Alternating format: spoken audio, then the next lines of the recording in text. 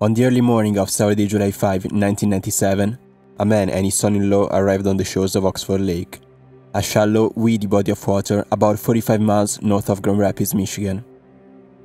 After an intense week at work, the two avid fishermen were looking forward to a relaxing day out.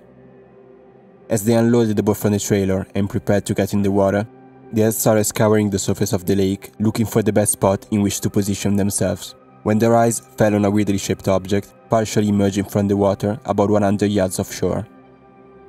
Unable to figure out what it was, they decided to get in the boat and go take a closer look. As they were rowing and getting closer and closer, a growing sense of anxiety started to get hold of them, as they were able to distinguish more and more details and started to figure out what the object actually was. Partially covered in mud in about 3 feet of water was the lifeless body of a young woman. The woman was fully dressed, with duct tape keeping her mouth and eyes closed.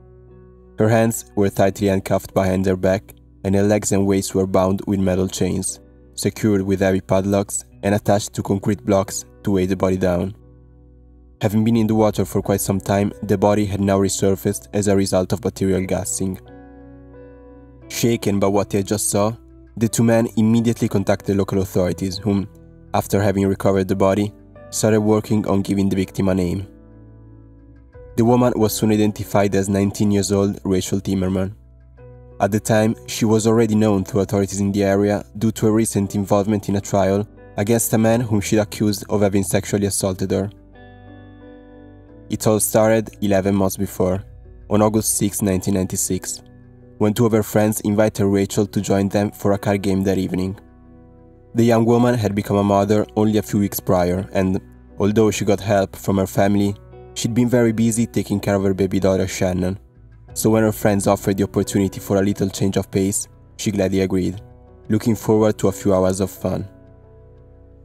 That evening, a car pulled in front of Rachel's house.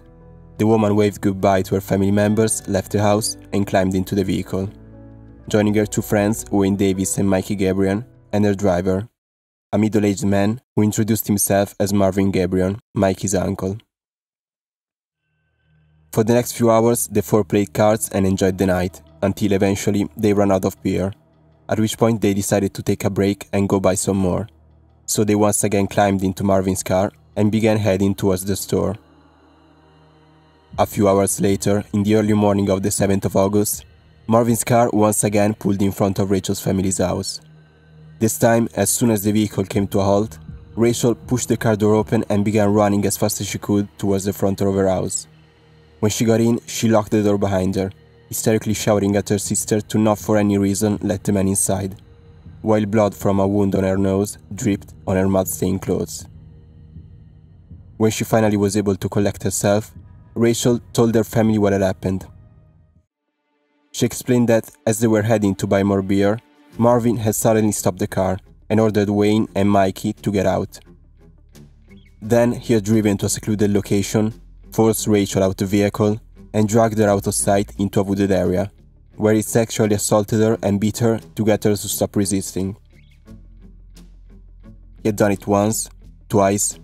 After a third time, the woman had been able to convince him to go to her place, with the excuse that they would have been more comfortable.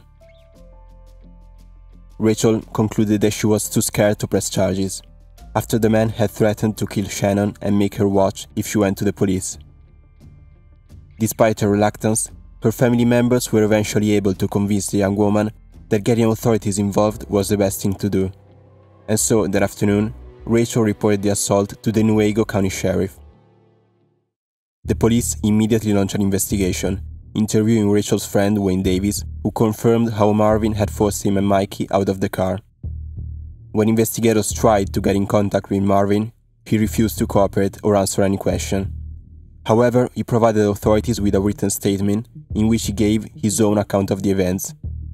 According to him, the reason why he told the other two men to get out of the car was because Rachel had offered to give him oral sex.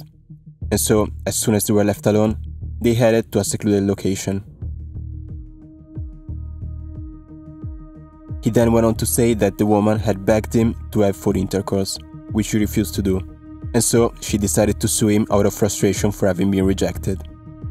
As to why she was bleeding and covered in dirt, He claimed that the car had gotten stuck in the mud, and Rachel had fallen to the ground while she helped push it out, thus causing the injuries to her face and the stains on her clothes. Prosecutors didn't really find Marvin's words to be believable, and a couple of months later, having concluded their investigation, they charged him with a count of sexual assault. For the next 3 months, the man was able to elude authorities until, on January 20, 1997, he was finally found and arrested, and given a warrant in which Rachel, Wayne, and Mikey were all named as witnesses. However, Marvin only remained in custody for a few days, before he managed to convince a friend to bail him out, saying that he'd been arrested for DUI.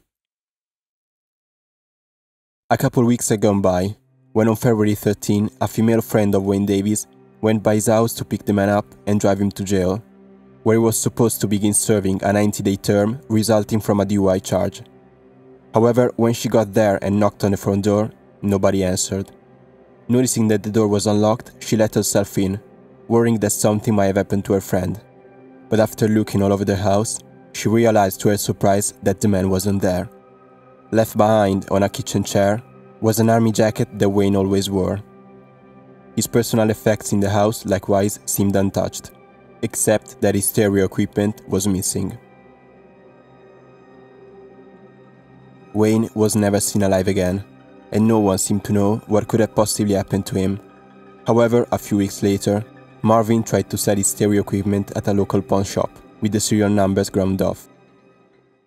On May 5, Rachel, who herself had spent a few weeks in prison for a minor drug offense related to marijuana possession, was released and resumed their everyday life, looking forward to the trial against Marvin, which was set to begin in 1 month, and to finally leave that traumatic chapter of her life behind her back.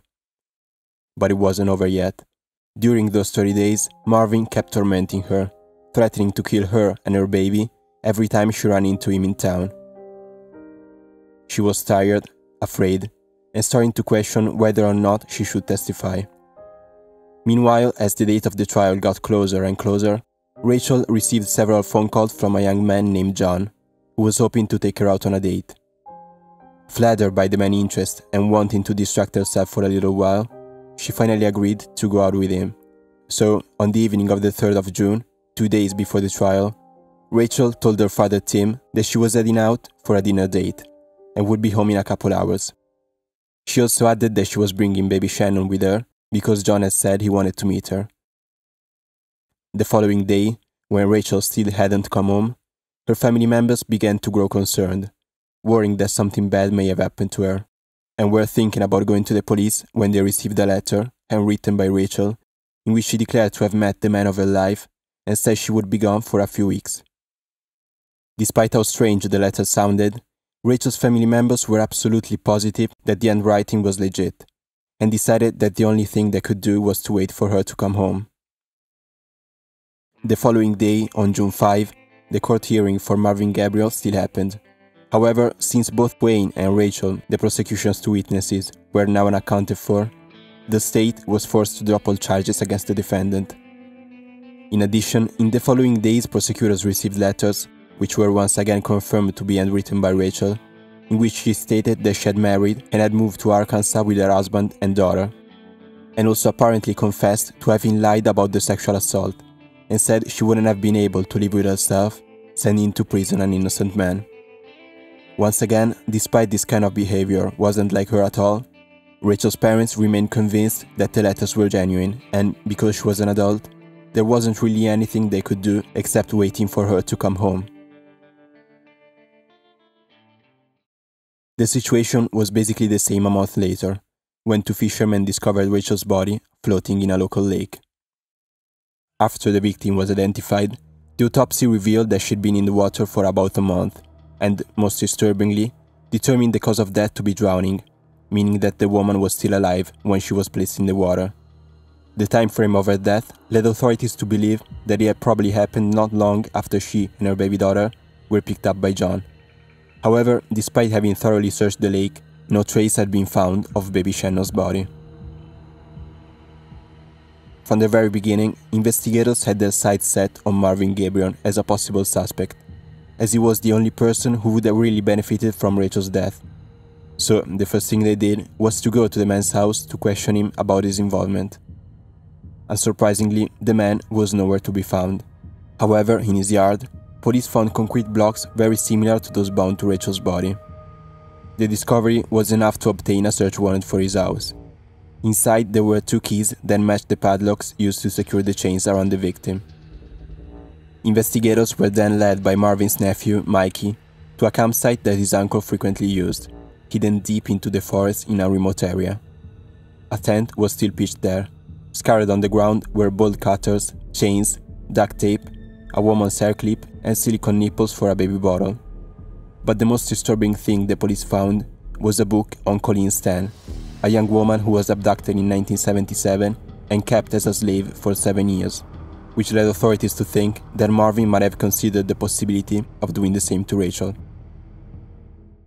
As news of the ongoing investigation started to spread in the area, multiple witnesses came forward, testifying to having seen a woman that matched Rachel's description, accompanied by Marvin and another man on June 4, the day after she disappeared. On that fateful day, several people who were out camping in the vicinity of Oxford Lake recounted having seen an old pickup truck with a metal boat sticking out the back pull up to the lake shore near the mud ramp. Inside the vehicle, Rachel was sitting between Marvin and a person who was later identified as John Weeks, the young man with whom she went out for dinner. Some of the witnesses recalled thinking that the woman had a sad and resigned look on her face. One evening that same week, Marvin approached several people at a nearby campground, introduced himself giving a fake name, and asked if he could temporarily leave his boat at the other campus site, saying that his own site was too crowded to keep it there. They agreed, but when one of the campers stumbled upon Marvin's campsite while looking for firewood, he noticed that the place was completely empty and there was plenty of room to store a boat. One of the people who spoke to the police was one of the suspect's neighbors in town, who said that late at night on June 6, he'd been awakened by a loud bang coming from his neighbor's driveway. Worried, the man had left his bed and gone to look out the window. That's when he saw Marvin dragging a small metal boat into his garage. The man had then removed from the boat several concrete blocks, 2 life vests, and metal chains, before scratching off the boat's registration numbers. While searching for Marvin, investigators were also looking to track down John Weeks, who was now confirmed to have taken part in Rachel's abduction and, possibly, in her homicide. The man seemed to have vanished into thin air. When authorities went by his house, they learned from his girlfriend that John hadn't been in town for a while. According to her, last time she saw him was in early June, when he told her he was going on a trip to Texas with his friend Marvin Gabriel to buy drugs. He'd never come back. When the woman questioned Marvin about it, he said that John had requested to be dropped off in Arizona, where he had friends he wanted to visit. Needless to say, no one ever saw him again. Authorities working on Rachel's case soon joined forces with the FBI, who were already investigating Marvin for stealing Social Security benefits belonging to a mentally disabled man from Grand Rapids, Michigan, named Robert Allen. The man had disappeared in 1995 and was never seen again. However, shortly after, someone else had taken his place, posing as him to collect his check. The impostor had soon been identified as Marvin Gabriel. Pretending to be Allen, he had opened a post office box in Sherman, New York, and directed for the money to be sent there every month. In October 1997, the Detroit FBI were notified that the check had arrived at the post office in Sherman, and Marvin would be heading there to collect it. When the suspect arrived, carrying a fake ID, authorities were finally able to arrest him and charge him with Rachel's murder. The trial began on February 25, 2002. A total of 58 witnesses testified for the prosecution, describing the defendant as a one-man crime wave in the area. Multiple testimonies talked about how he used to shoot at houses in town with his hunting rifle. Others detailed instances in which they had been assaulted physically or sexually. 2 witnesses even described how each of their homes had been set afire shortly after an argument with him. Other testimony showed that Marvin had been keeping up with his disruptive behavior while in prison awaiting trial. In one occasion, he carved a fake gun from soap, painted it black, and tried to use it in an escape attempt. He then placed multiple phone calls impersonating a state senator and court officials, hoping to be transferred to another prison. He even tormented his victim's family, calling incessantly Shannon's paternal grandmother, accusing her of killing Rachel and Shannon, and sent dozens of letters to Rachel's father, asking for photos of his daughter. In desperation, apparently, the man eventually sent him one, which Marvin then used for his own sexual gratification. Prosecutors also pointed out that, although their whereabouts were still unknown, it was very likely that Wayne Davis, John Weeks, and Robert Allen had all been killed by Marvin as well, since in every instance he was the last person they'd been seen with, and he was clearly motivated to eliminate them in order to avoid leaving any witnesses to his crimes. As for Rachel's 11-month-old daughter Shannon, investigators believe that taking the baby was a way to control the mother and force her to write letters to her family. Although her body was never found, prosecutors described as virtually undisputed the fact that Marvin had caused her death. Also because, while incarcerated awaiting trial, he had told 2 other inmates that he killed the baby because there was nowhere else to put it. As mitigation evidence for his crimes, Marvin's defense brought witnesses who revealed details of his upbringing. As a child, he'd grown up in a household plagued by mental illness, abuse, poverty, drugs and violence. Despite his family's situation, as a teenager he was extremely bright and showed the potential to achieve great things. A former classmate described him as very smart, near genius. In fact, he had an IQ of 121, which is at the lower end of the very superior intelligence category. However, after he graduated high school, he began a troubled adult life plagued by mental illness and drug abuse, possibly due to the negative influences he'd been subjected to as a child. In addition, according to Marvin, over the years he'd been involved in as many as 14 car accidents, which, together with multiple other traumas, had irreversibly damaged his brain, and so he claimed he was mentally incompetent and unfit for trial. Prosecutors, however, didn't really buy his claims. According to them, there was no mental illness, he simply was a despicable human being. In fact, they called the driver in one of his alleged car accidents, who testified that Marvin had faked his injuries. Also, one of the mental health specialists brought as a witness by the defense testified that the man displayed histrionic personality features, due to which he tended to exaggerate things and desired to always be the center of attention, antisocial features due to his lack of empathy and disregard for safety, and narcissistic features as his relationship often took the form of using other people to satisfy his own desires. Concluding that, in his opinion, Marvin was not mentally ill, instead he was faking his symptoms. During the trial, there was also time to remember the victim. Friends and family described Rachel as an adventurous, loving, full-of-life young woman. Despite her young age, she felt that she was ready to be a mother, and when she fell pregnant at 17, she immediately began making plans for when the baby would be born, looking forward to creating a good life for her daughter and herself. In the end, on March 5, 2002, the jury found the defendant to be guilty of first-degree murder. Since the location of the crime, Oxford Lake, was situated on federal land, prosecutors were able to ask for a capital punishment, which is authorized at the federal level but was abolished in Michigan in 1846. However, prior to the closure of the trial, they offered Marvin a deal at Rachel's family's insistence. They would not seek the death penalty if he would confess to them what had happened to baby Shannon. Marvin declined the deal. As of today, he's still on death row, awaiting execution. Thank you for watching.